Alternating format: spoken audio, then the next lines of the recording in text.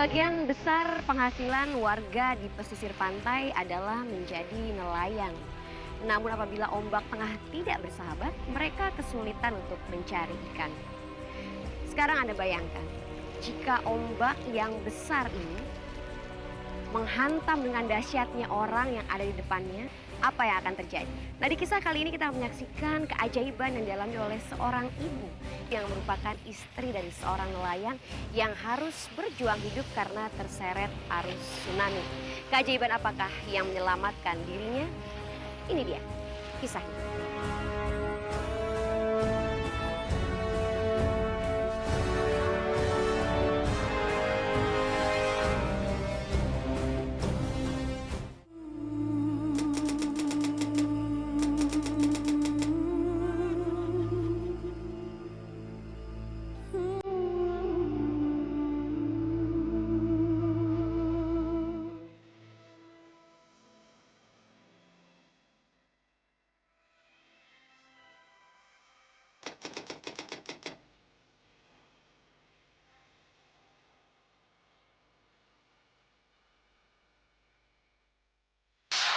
Saya kagum sama si Mina. Dia kalau dijadikan istri memang istri yang solehah lah. Setiap kali suaminya pulang disambut dengan senyuman. Kalau mau pergi melaut diantar sampai ke laut.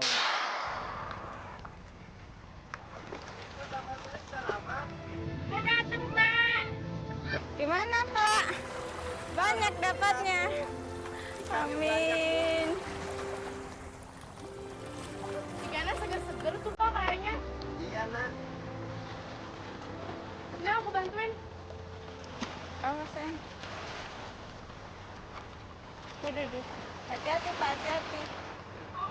Ini sulit bawa ini, Sulit.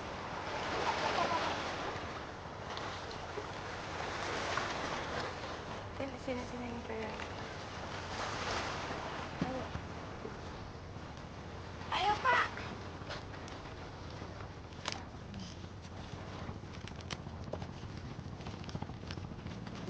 Tapi alhamdulillah ikan banyak, Nak. Iya, alhamdulillah banyak seger-seger tahu, Pak. Iya. Mina memang dikenal sebagai orang yang ramah dan sabar dalam hidup. Dia tidak pernah mengeluh menjalani hidupnya yang serba kekurangan bersama padri suaminya. Bahkan dia rela menolong siapa saja yang memang membutuhkan pertolongannya. Biar yang bagus-bagus Bapak bawa ke lelang langsung ya. Iya, udah. Bapak langsung ke lelang. Iya. Oh, iya. Hati-hati ya, Pak ya. Iya, ya sayang ya. Nah, Udah ya, Pak. iya, Iya, nah, Pak. iya.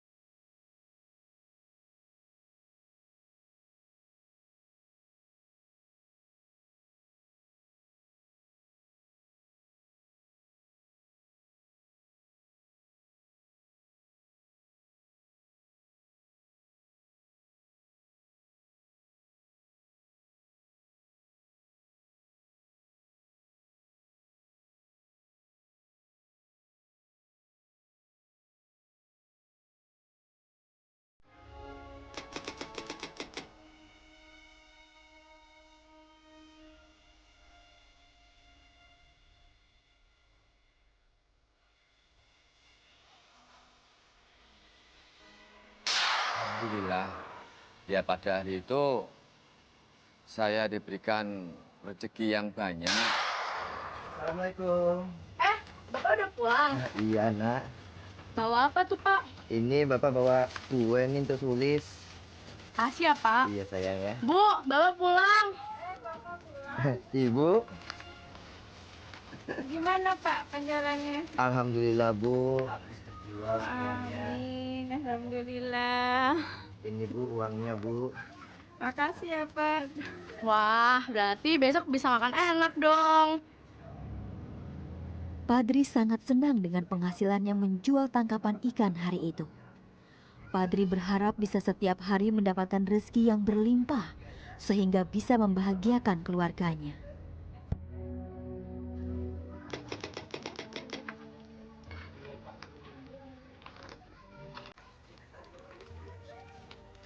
Ibu,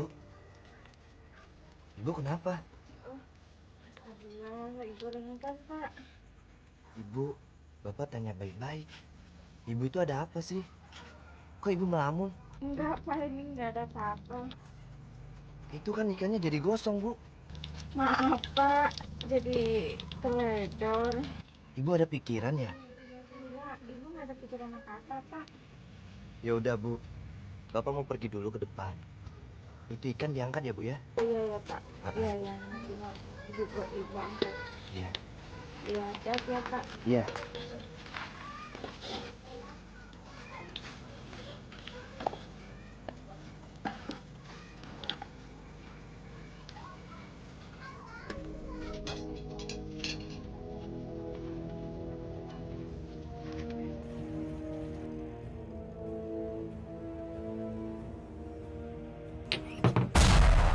Ibu kenapa sih? Maaf Pak, nggak apa-apa. Kenapa sih?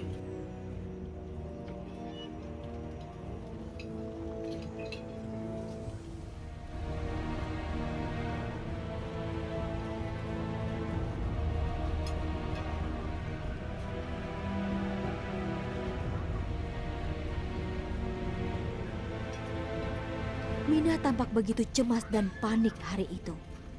Beberapa kali dia melakukan kecerobohan. Mulai dari masakan yang gosong dan salah menyiapkan makan untuk Padri. Padri merasa sepertinya pada hari itu istrinya tidak seperti biasanya. Apakah ini sebuah pertanda akan datangnya musibah?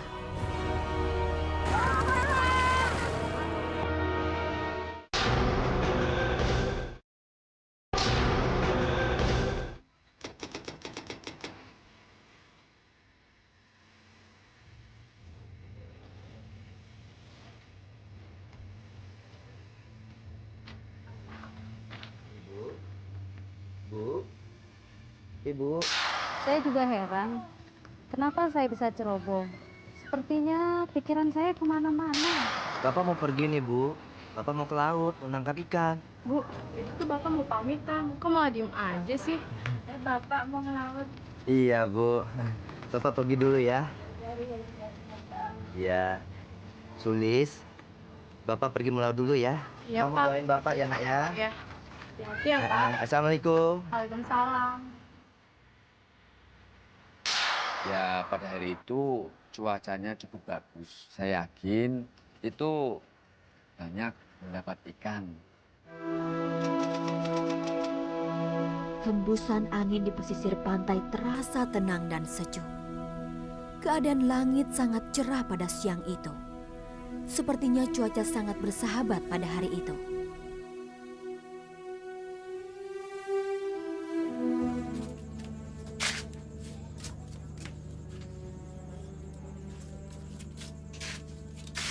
Lis, teman Ibu nganterin solar buat Bapak. Tiba-tiba saja Mina berkeinginan membawa dirijen berisi solar ke pantai.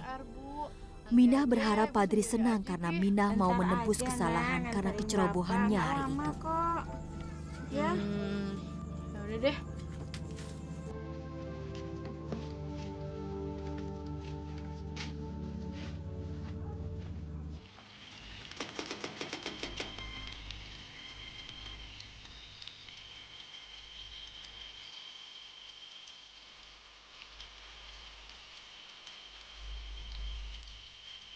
Pak, ini Ibu nih bawain solar. Iya nih Pak. Iya Ibu. Berat ya Bu ya. Makasih ya Bu ya.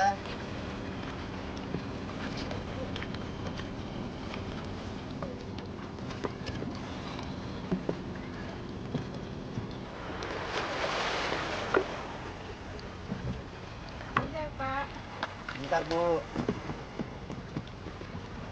Ini, Bu. Makasih ya, Bu ya. Udah bawain Bapak solar. Sama-sama.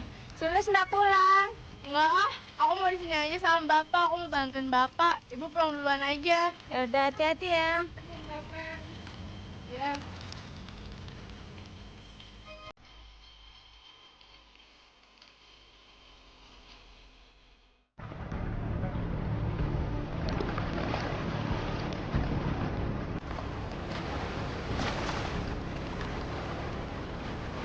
Kenapa sih?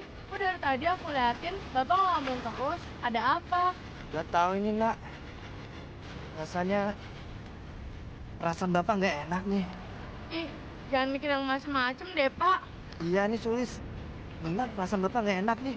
Udah deh, mendingan sekarang kita beresin aja nih jalannya. Biar kita cepet pulang. Yuk. Yaudah, yuk diberesin. Padri sesegera mungkin membereskan perahunya agar bisa menyusul istrinya Mina pulang ke rumah. Perasaan Padri semakin tidak menentu.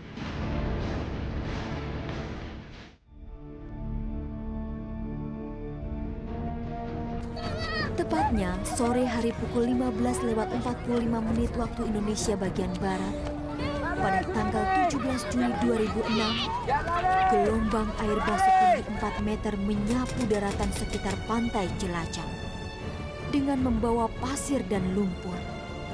Ratusan perahu yang menjadi sandaran penghidupan masyarakat nelayan Cilacap hancur setelah sebelumnya terseret ombak sejauh ratusan meter.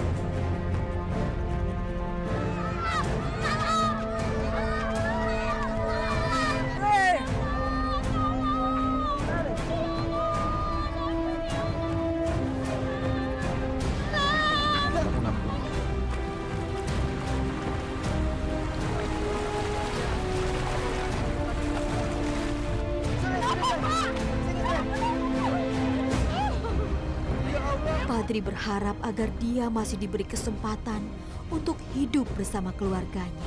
Gak apa-apa, sayang. Gak apa-apa. Ya Allah, ada Allah, sayang.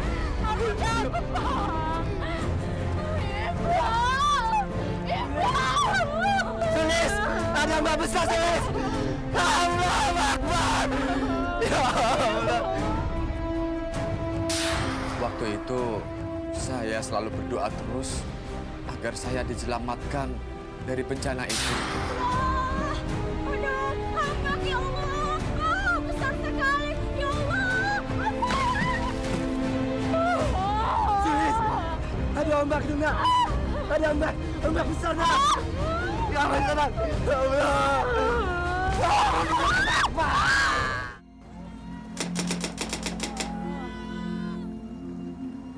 Minah merasa ajal akan menjemputnya. Namun keinginan Minah begitu kuat untuk terus hidup. Keajaiban pun terjadi. Jerigen kecil yang dipegangnya mampu menahan beban dirinya hingga tak tenggelam. Minah terus mengapung dan terus memeluk jerigen kecil itu erat-erat.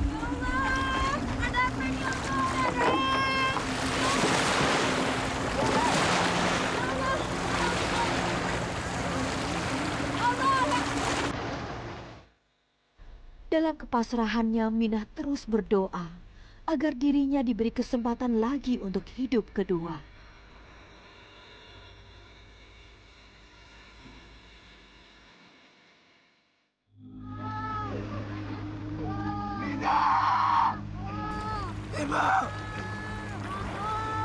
Padri terus menenangkan anak perempuannya agar kecemasannya hilang. Namun Padri juga tidak bisa menyembunyikan rasa gelisah dan khawatir terhadap nasib Minah istrinya. Padri hanya pasrah dan berusaha untuk terus berdoa agar mereka bisa berkumpul lagi. Ya Allah.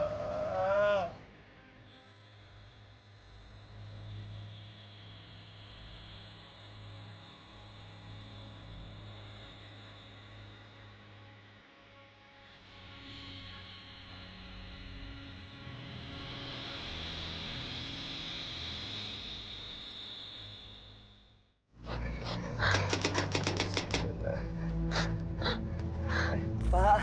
Ya, ya Pak. Pak, numpang tanya Pak. Ya Pak. Bapak ada lihat istri saya Pak. Namanya siapa Pak? Istri saya namanya Mina, Pak. Barangkali di posko, Pak. Bapak ke sana aja, nanti di sana ada posko. Poskonya sebelah mana ya, Pak ya? Di sana Bapak lurus terus, nanti Bapak belok kiri ya, Pak. Oh iya, Pak ya. Makasih ya, Pak ya. Pak, ayo Pak kita ke sana sekarang. Mungkin ibu ada di sana. Iya, Sulis ya. Kita ke sana. Sabar ya, Nak ya. Ibu, Anak saya belum ditemukan, Bu. Sabar Bu ya, Bu ya. Ibu dengerin saya, Bu. Bu. Ibu percayakan sama kami Ya, kalau Bu, kami sabar, akan Bu, ya. menemukan keluarga Ibu, ya. Bu, sabar Bu ya. Kalau Ibu begini Bu, saya juga ngikut sedih Bu. Sabar Bu ya. Anak saya bagaimana, Bu? Ibu! Mina! Ibu!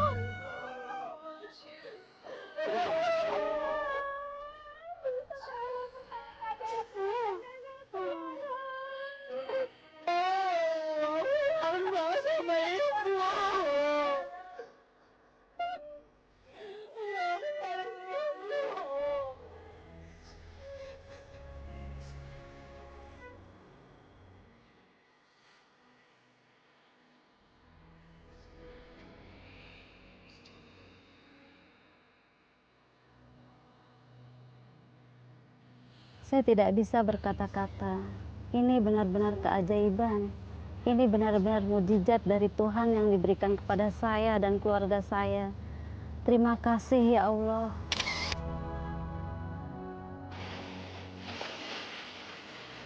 Kasih sayang dan pengorbanan orang tua terhadap anaknya membuat miracle itu datang kepada Minah dan Padri. Kisah selanjutnya tak kalah menariknya. Tetaplah di program ini.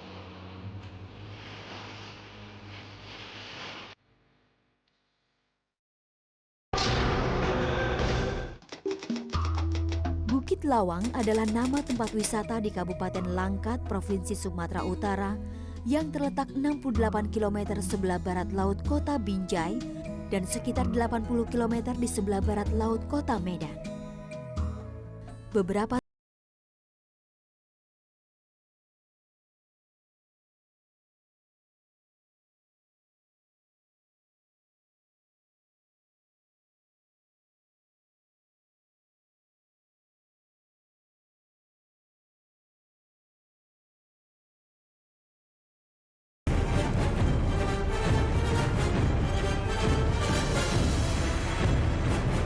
Anda lihat istana pasir yang saya siramkan air tadi langsung hancur seketika. Sekarang bayangkan jika air yang datang lebih banyak dan langsung menghancurkan bangunan di sekitar.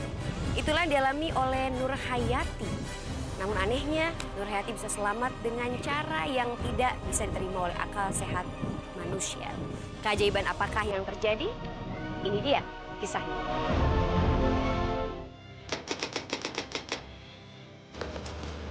Bu, dompetnya Bapak taruh di tempat biasa ya. Iya, Pak.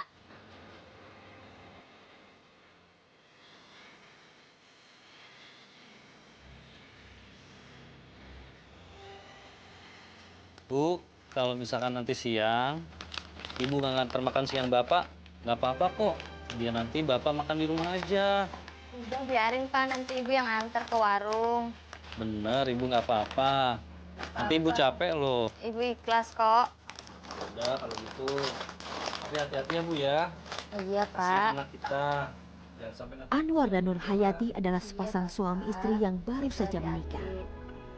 Anwar mempunyai usaha warung yang menjual oleh-oleh di tempat wisata.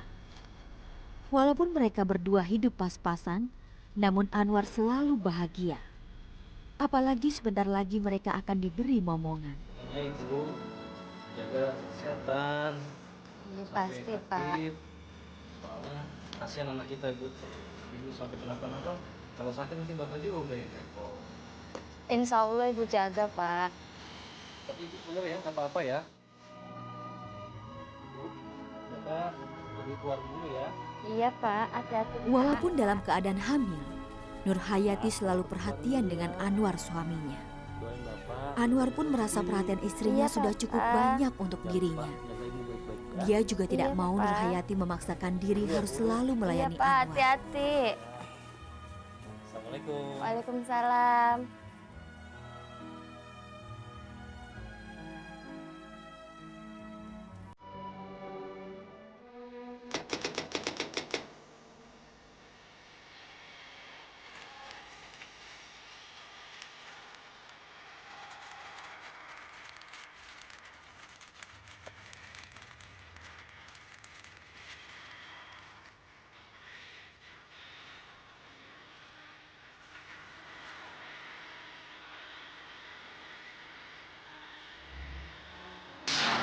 Aku juga aneh kali waktu itu.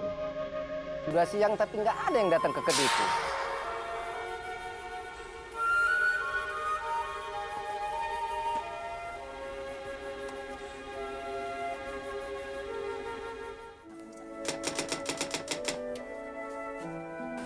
Pergi bu, pergi bu.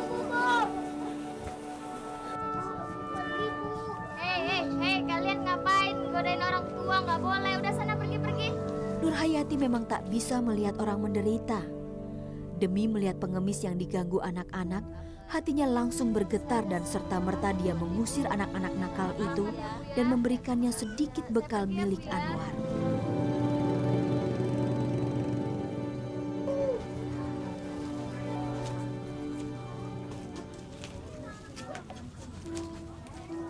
Mbak Nur, Sita, aku terharu deh tadi ngeliat Mbak Nur ngasih pengemis begitu. itu mah biasa. Kita kan sama manusia harus saling tolong-menolong. Sita mau ke warung. Iya. Yuk kita sama-sama aja yuk.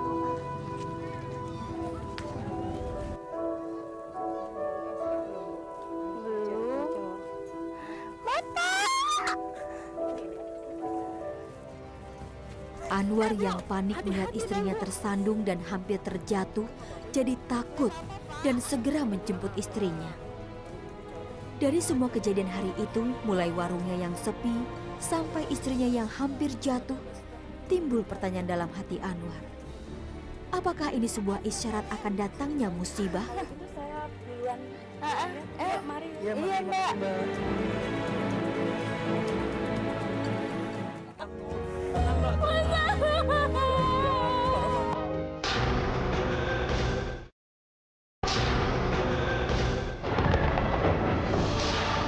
Aneh sekali kurasa. Kenapa ya waktu itu hujannya nggak mau berhenti? Gimana Pak? Udah nggak berhenti lagi Pak? Iya nih Bu, hujannya nggak berhenti ya. Ibu gimana pulang ya? Ya udah, Ibu di sini aja dulu temenin Bapak. Nanti Ibu pulang ya setelah hujan berhenti ya Bu. Iya Pak. Bapak beres-beres dulu ya Bu. Takut kena hujan. Iya Pak.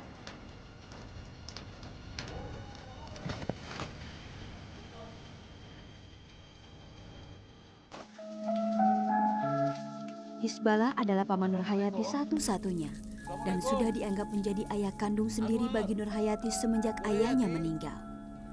Hisbalah sering mengunjungi Nurhayati dan Anwar. Terlebih lagi sekarang Nurhayati sedang hamil. Bu, numpang tanya, kemana Anwar? Ada di warung Pak. Oh iya, terima kasih ya Bu.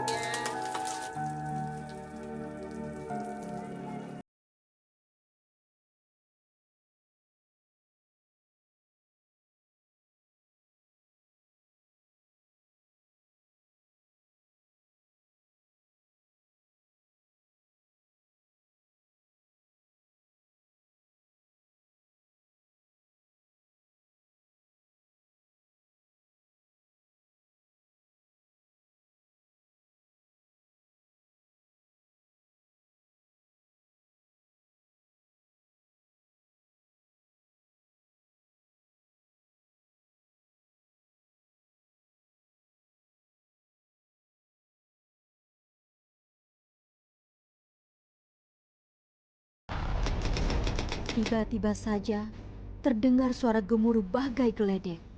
Gumpalan hitam makin lama makin mendekat. Dan itu ternyata tumpahan air dari atas bukit bercampur dengan gelondongan pohon-pohon pembalakan liar. Air bah bermaterial lumpur dan pohon itu langsung menerjang apa saja yang ada di depannya.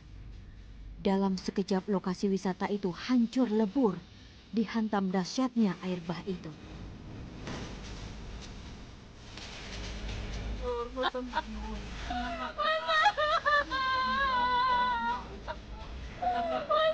Nurhayati begitu ketakutan demi melihat kedahsyatan air bah itu. Hatinya pasrah, dia tak bisa berbuat apapun kecuali berdoa. Anwar, Nurhayati hanya bisa memejamkan mata. Mereka pasrah apapun kehendak Tuhan pada diri mereka. Namun diam-diam dalam hati mereka berharap besar agar diselamatkan dalam bencana ini. Pengharapan mereka begitu besar pada Tuhan. Kata dan doa diucapkan dengan ikhlas agar permohonan mereka dikabulkan.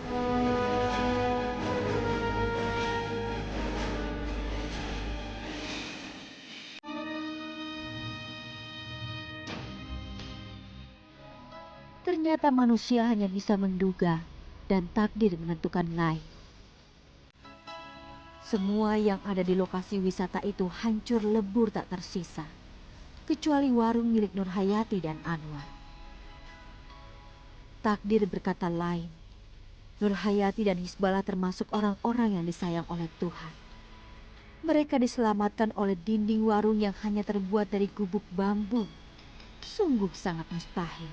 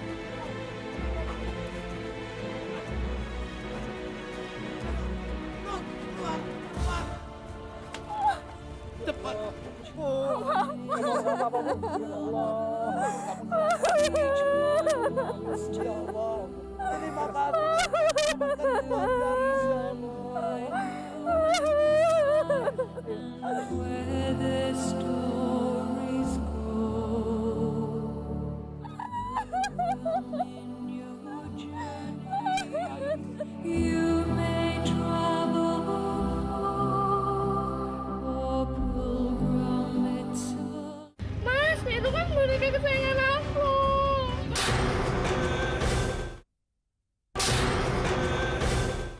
Semua sudah mendengar istilah bahwa nenek moyang kita adalah seorang pelaut. Kisah kali ini menggambarkan pengorbanan seorang suami dan keajaiban yang menyelamatkan istrinya ketika mereka tengah menaiki sebuah kapal feri yang tenggelam saat menyeberangi lautan. Bagaimana kisah selengkapnya? Ini dia kisahnya.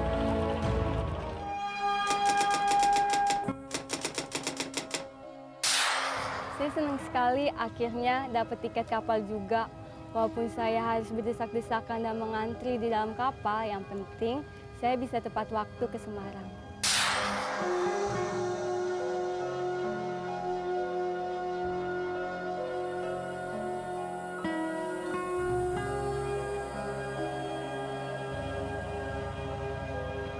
Kapal nampak penuh sesak. Namun Haryo dan Nuni tetap mencoba masuk lebih dalam dan mencari celah buat mereka agar lebih leluasa.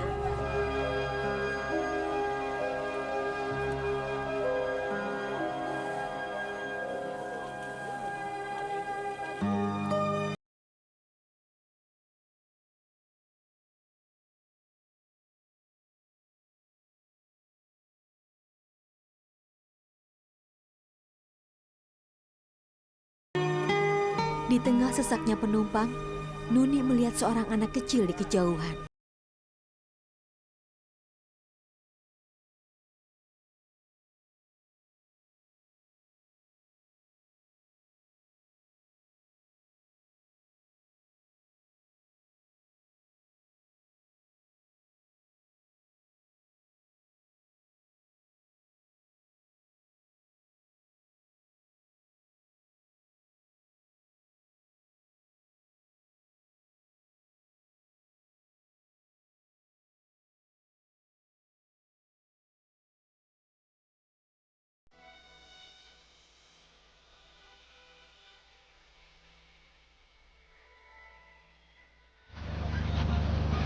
dulu ya mas. Oh iya mas, mari itu pak. Di situ tuh mas saya. Yuk mas, yuk.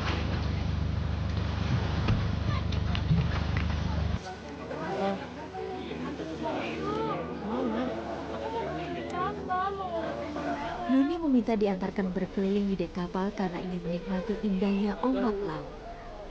Haryo pun mengikuti keinginan Nuni dan mengantarnya keliling.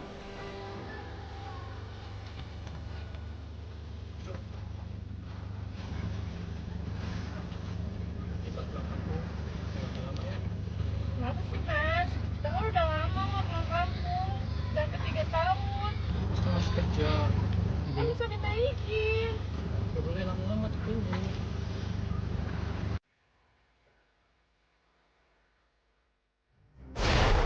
Mas, itu kan boneka kesayangan aku. Sudah ya deh. Nanti mas belikan yang baru. Sekarang kan banyak. Nuni tampak begitu cemas dan gelisah ketika mendengar ucapan suaminya tersebut. Belum lagi dengan kejadian boneka kesayangannya Nuni yang jatuh ke laut. Apakah ini sebuah pertanda dari Tuhan untuk Nuni?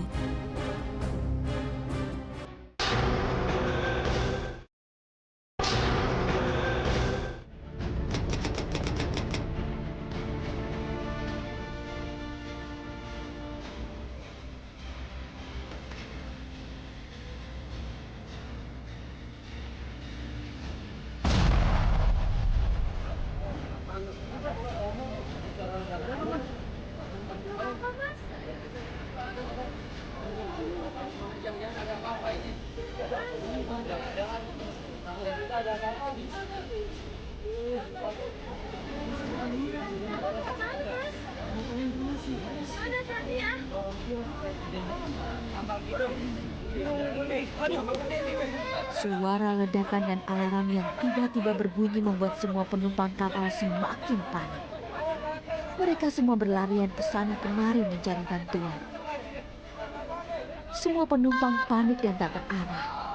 Mereka pun satu sama lain saling bertabrakan hingga menimbulkan banyak korban.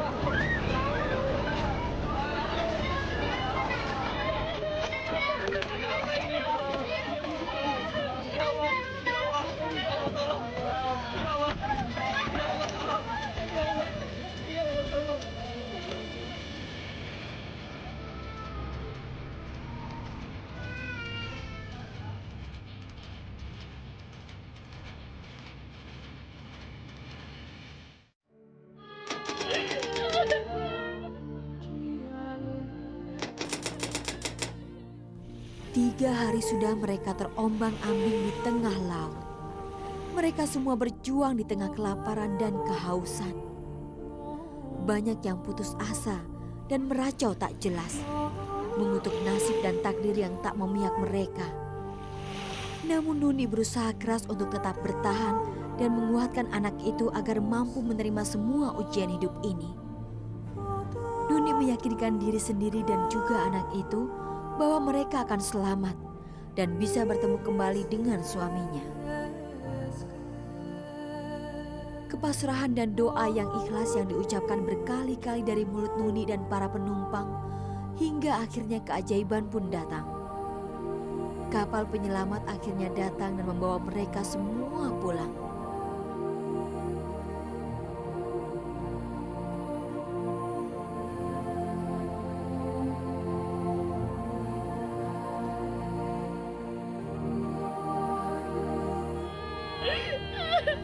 Tuhan menunjukkan kebesarannya. Pengorbanan seorang suami akan menyelamatkan seorang anak ternyata didengar dan mereka pun selamat.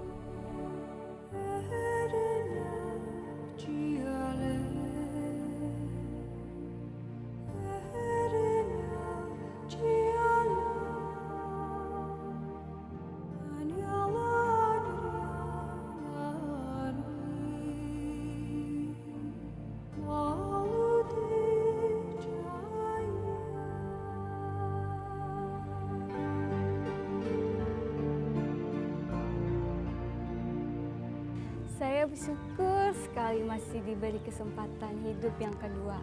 Dan saya akan terus mengingat Mas Haryo selamanya.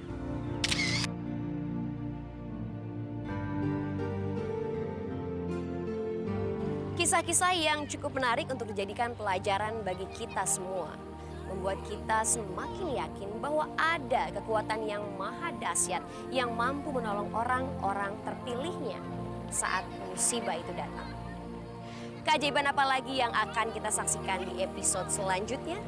Tetaplah terus di program ini dan yakinlah bahwa miracle itu ada.